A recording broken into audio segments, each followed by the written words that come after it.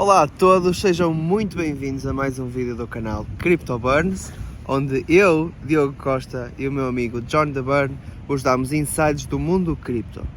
Hoje eu estou em Tromsø, na Noruega, e por acaso não está muito frio, já há alguns dias queria fazer este vídeo, mas estava demasiado frio. Ontem vi a minha primeira aurora boreal, foi uma experiência bastante bonita. E ainda com esta ilusão de beleza, vamos fazer o vídeo de hoje que vai ser sobre piscinas de liquidez. Vou tentar ensinar os básicos e depois deixar para outro vídeo sobre diferentes estratégias. Tentei pôr tudo no mesmo vídeo, só que comecei a ver que ia dar muito longo. Então no vídeo de hoje vamos falar sobre o que é uma piscina de liquidez, o que é uma piscina de liquidez concentrada, porque é que providenciamos liquidez, quais são os riscos associados e erros comuns ao providenciar liquidez. Então primeiro, as piscinas de liquidez foram inventadas em 2015, com a adição do Ethereum ao nosso leque de criptomoedas. E antes disso, a única forma de comprar e vender era a forma tradicional do mercado das ações, portanto do livro de ordens. E eu vou-vos mostrar aqui uma imagem do livro de ordens, como poderá ser. É uma compilação de vendas e de compras, de ordens de venda e de ordens de compra, onde cada pessoa pode escolher o preço a que quer vender ou o preço a que quer comprar. Se quiser comprar instantaneamente ou vender instantaneamente, eu estaria neste caso a comprar ao vendedor que está a vender mais barato, 37,38.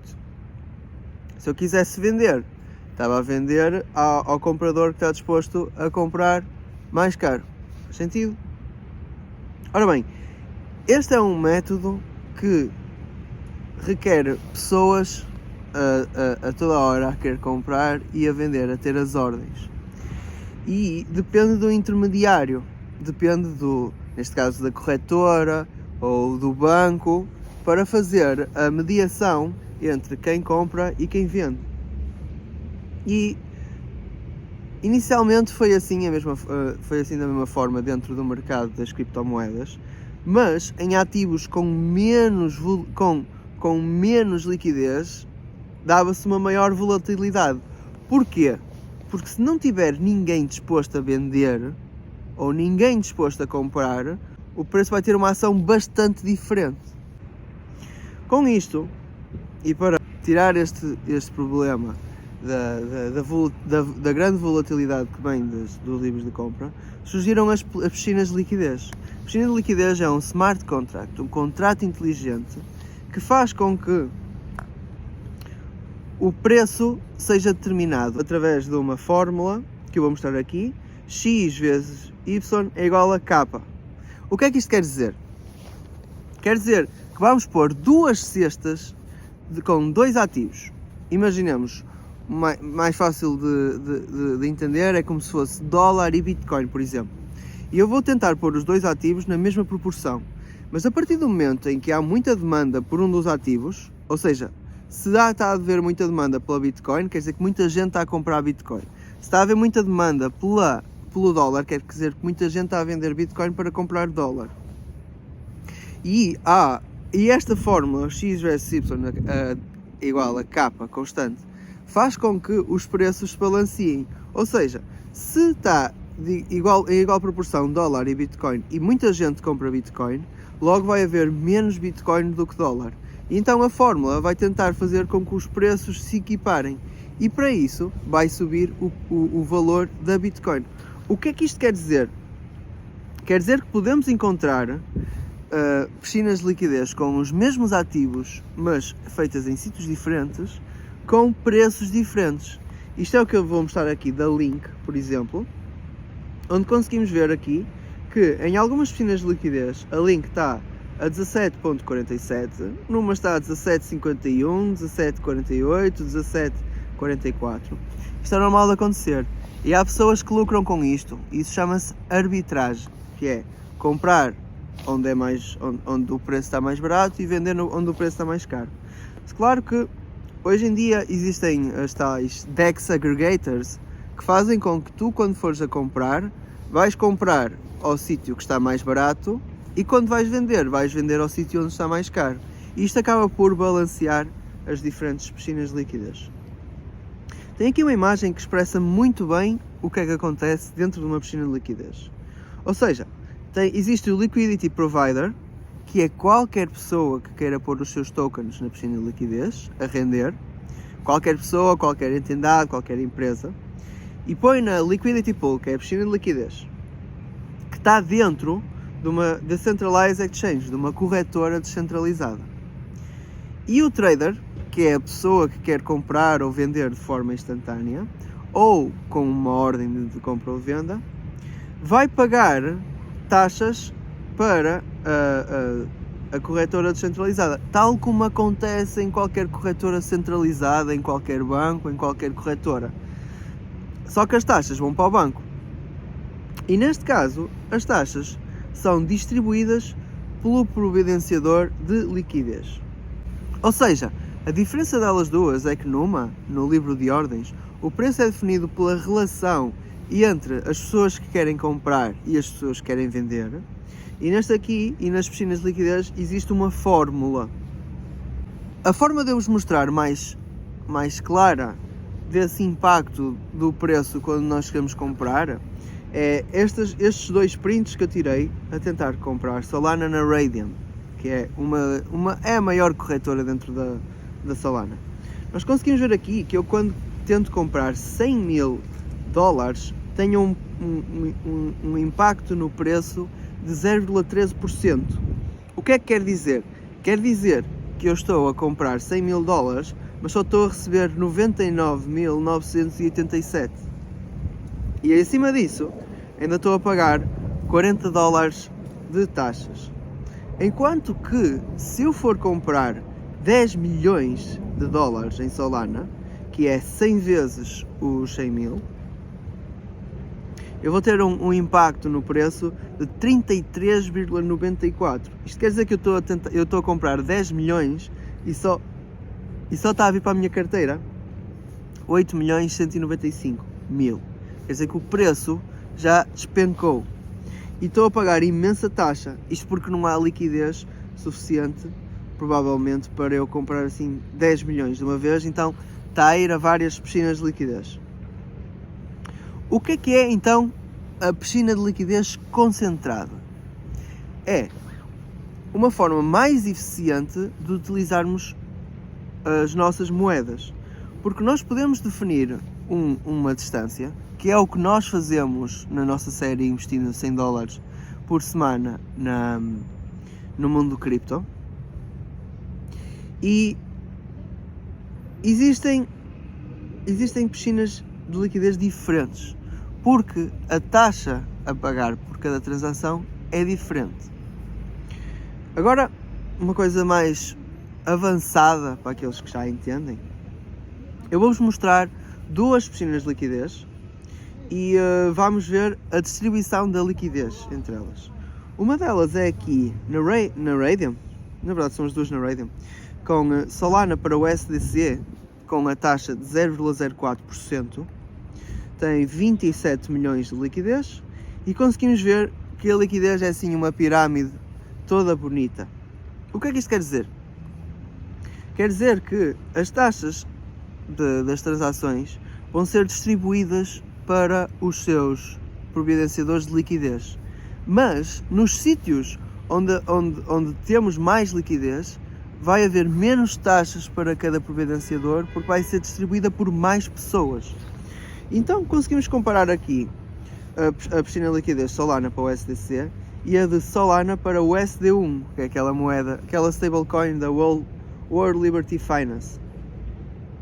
Conseguimos ver que nessa de Solana para o USD1 já não parece tanto uma pirâmide, já parece um Lego, assim uma figura meio esquisita. O que é que isto quer dizer? Quer dizer que a liquidez não é tão constante como em cima. Quer dizer que existem blocos de liquidez que vão estar a diminuir as taxas para quem providencia a liquidez. Eu prefiro, neste caso, o primeiro exemplo, porque no caso de haver grandes oscilações entre os preços, nós vamos estar a ganhar bastante mais com essas oscilações do que no exemplo em baixo. Então, porque é que usamos as piscinas de liquidez? Existe uma melhor utilização do ativo. E eu, se entro com um preço mínimo, neste caso a Solana está quase a 200, se entro num preço de 200 até 300, entro necessariamente 100% em Solana, e quando chegar aos 300 vou estar 100% em USDC.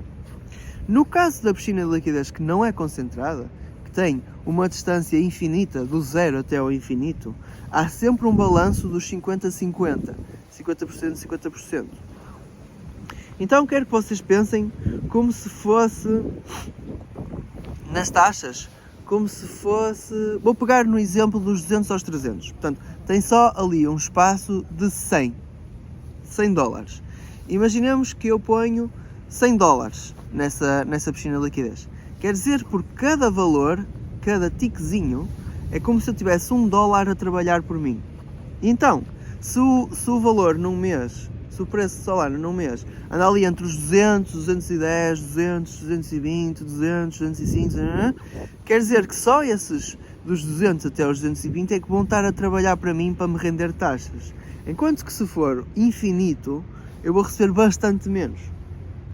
Porque tenho menos pessoas, tenho menos trabalhadores a trabalhar para mim. Quando é mais concentrado, tenho maior concentração da liquidez, tenho mais pessoas a trabalhar para mim, a gerar mais dinheiro.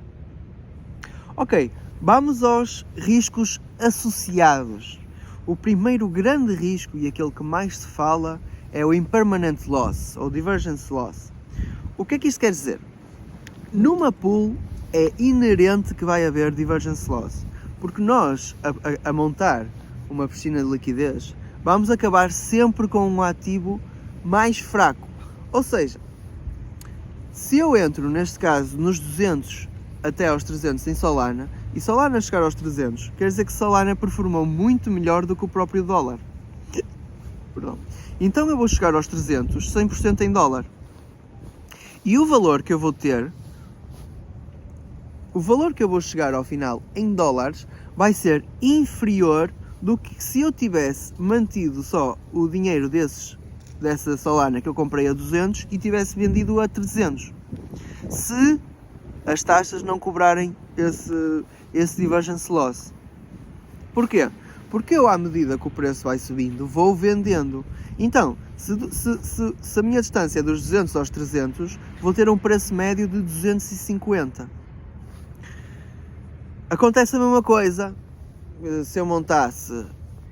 Está nos 200, eu monto dos 150 aos 250. Quer dizer que fica 50% para Solana, 50% para dólar. Ou 50% Bitcoin, 50% dólar. Se o preço do meu ativo principal, que não é, neste caso não é o dólar, porque o dólar não mexe, o dólar vai sempre $1. Se o meu ativo cair e sair da distância que eu pus, eu vou ficar 100% exposto neste ativo. Quer dizer que, vamos pegar no exemplo dos 150 até aos 250. Quer dizer que eu, dos 200 até aos 150, fui pegando nos dólares que eu tinha na piscina de liquidez e fui comprando mais Solana. Metade das Solanas foram compradas a 200 e a outra metade foi comprada a um preço médio de 175. Ou seja, ao ficar com um ativo mais fraco sempre, chama-se a isso de impermanent loss ou divergence loss. Eu vou-vos mostrar aqui uma pool que eu tenho já há quase 200 dias de Pendle com Ethereum, e eu realmente montei a pool numa altura onde a Pendle estava muito valorizada em relação ao Ethereum. A Ethereum estava a $2.000 na altura, deve ser em abril ou assim, e o que acontece é que se formos ver aqui no hold, ou seja, a métrica que me diz, se eu tivesse segurado os ativos com quem eu comecei a pool, eu teria $177 a mais do que tenho hoje. Eu ganhei 45,61 de taxas, mas isso não compensa os 177 de prejuízo que eu tive. Ora, eu não tive prejuízo porque eu montei a pool com um empréstimo que fiz de dólar. Portanto, se nós pusermos aqui a nossa métrica para USD para dólar, já vemos que eu tenho uma impermanent loss positiva de 47,70 mais 45,61 das taxas. O que não quer dizer que não tenha sido o melhor, não foi o melhor investimento de todos. Porque se eu tivesse feito este meu investimento, em vez de eu ter posto na pool de Pendle com o Ethereum, se eu pusesse só em Ethereum, teria uma valorização muito maior. Então vamos ao nosso segundo risco, que é, nós estamos expostos aos ativos da piscina de liquidez. O que é que eu digo com isto? Nós, se ficarmos sempre com um ativo que valoriza menos, se ficarmos com um ativo que performa pior, então os ativos que nós usamos para a nossa pool são muito importantes, são os mais importantes. E então, existem piscinas de liquidez com mais risco do que outras. Então eu diria que as que têm mais risco também têm mais recompensa, mas podem não valer a pena. Portanto, vou começar das que têm menos risco e menos recompensa, porque o risco e a recompensa são diretamente proporcionais. Vamos então para a primeira, que é uma piscina de liquidez com duas stablecoins. Podem ser duas stablecoins pareadas ao dólar, como o USDC, o USDT, o USDC DAI, o USDC USD1 ou USDT DAI. Há imensas pareadas ao dólar. E depois também podemos utilizar uma que eu gosto muito, que é EURC com USDC. Euro para dólar. Depois, diria que é menos arriscado uma piscina de liquidez com um token grande, ou seja, uma cripto grande, como Bitcoin e dólar. E neste caso, Bitcoin, dólar, vai dar menos rendimento do que Ethereum, dólar ou Solana, dólar, porque é menos arriscado. Mas ao ser menos arriscado,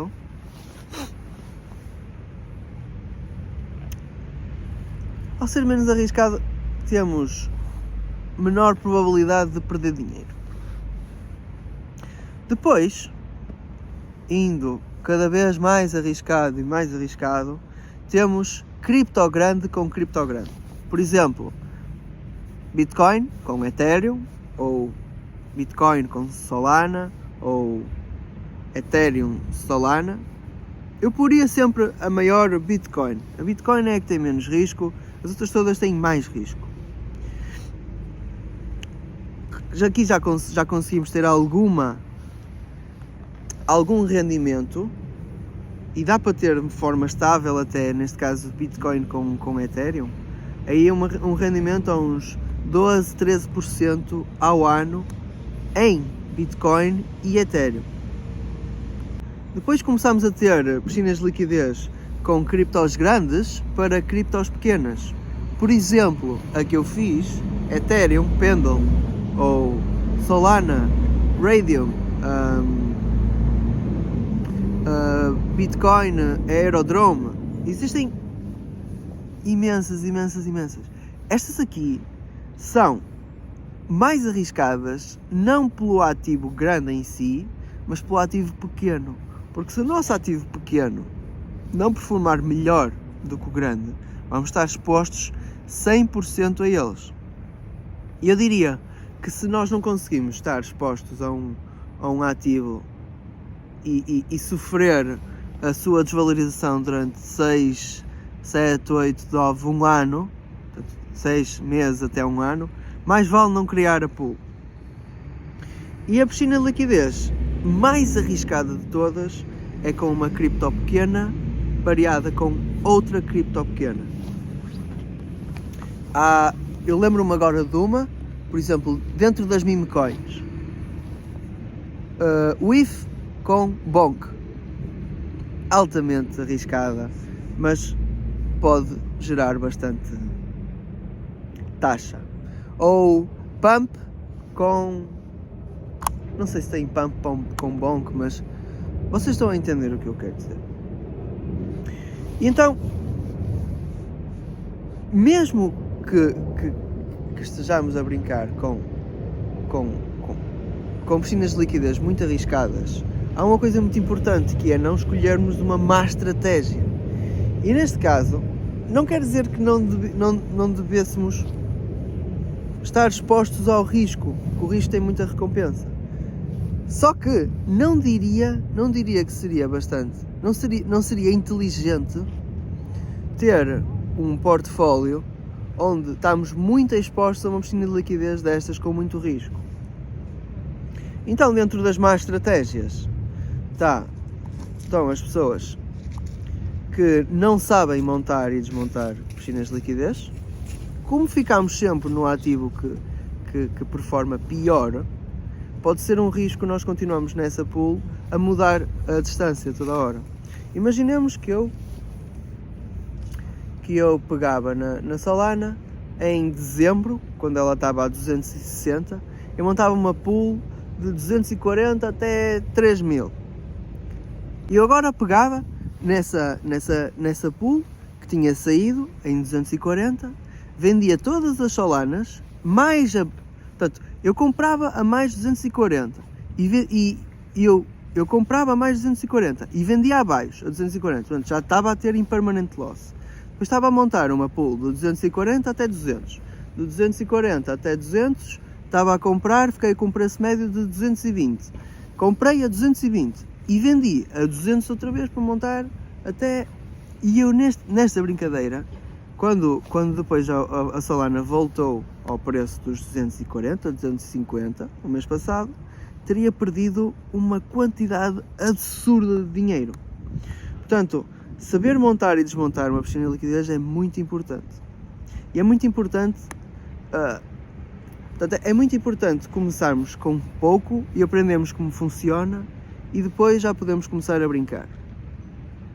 Outra má estratégia pode ser uma alavancagem dentro de uma piscina de liquidez.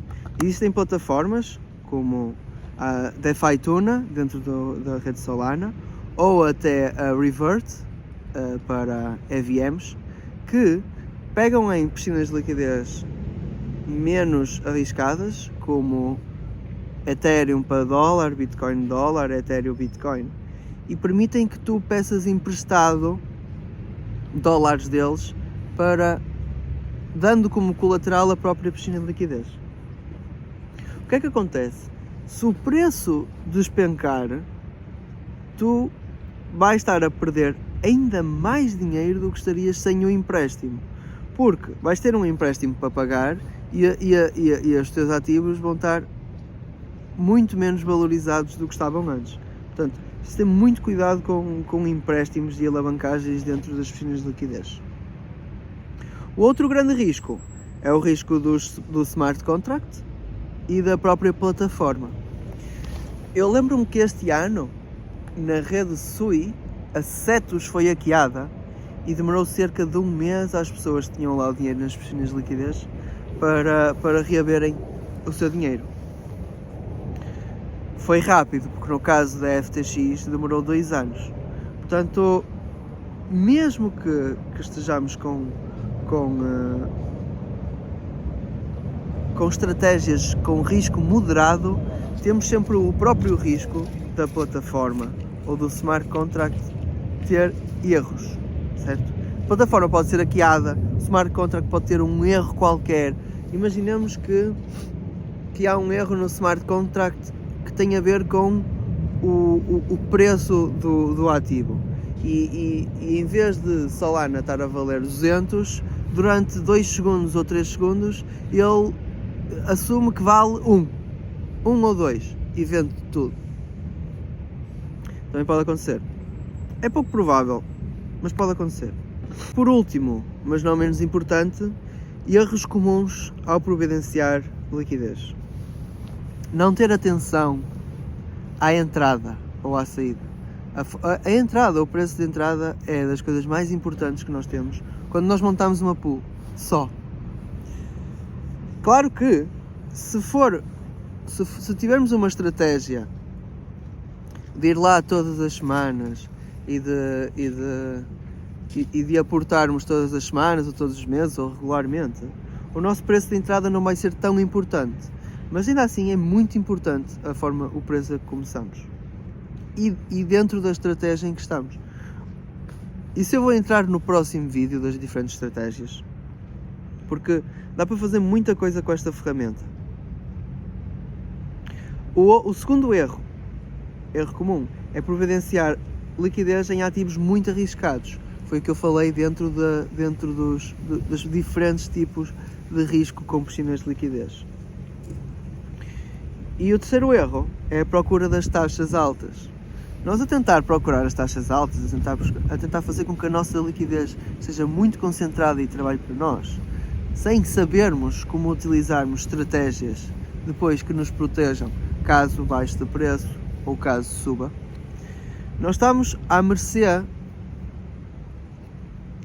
de um risco muito alto de perder dinheiro.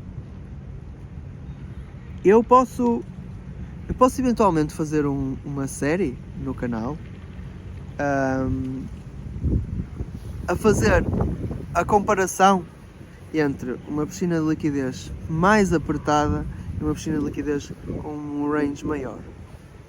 Claro que a mais apertada vai gerar mais taxas e claro que a range maior vai valorizar mais se o preço subir ou vai desvalorizar menos se o preço cair. A minha ideia é tirar a teima, mesmo a minha própria teima, e ver o que é que funciona. Portanto, digam nos comentários se vocês gostavam de uma série assim, de uma experiência dessas. Eu acho que seria bastante interessante. O vídeo de hoje está terminado. Obrigado a todos que assistiram. Em breve vou lançar um vídeo com diferentes estratégias. Espero que estejam todos bem e tchau!